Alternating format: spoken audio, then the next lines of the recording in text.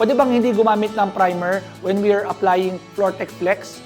So, yung Floortec Flex kasi ng Bidrite is the rubberized coating, no? So, yung primer naman natin is yung Surfix EpoCoat MB. Sinatanong ng isang audience kung pwede ba. So, ano ba ang purpose? Bakit natin kailangan gumamit ng primer? Kasi number one, kailangan natin ng moisture barrier.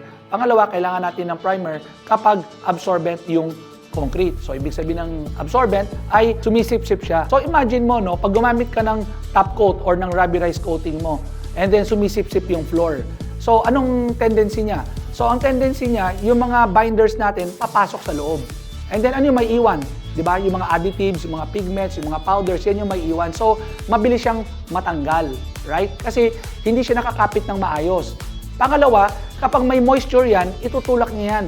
So, either magkaroon ka ng mga bubbles or matutuklap siya lahat altogether. That is the reason why we are recommending that you use a primer para tumagal yung coating natin. Kapag on the budget naman, sabihin natin, kasi ayaw namin kasi konti lang budget. Yes, pwede sa pwede. Pero malulungkot kami dahil hindi siya tatagal as expected namin. Meron din nagsabi sa amin, pwede ba gamitin yung mga epoxy primer?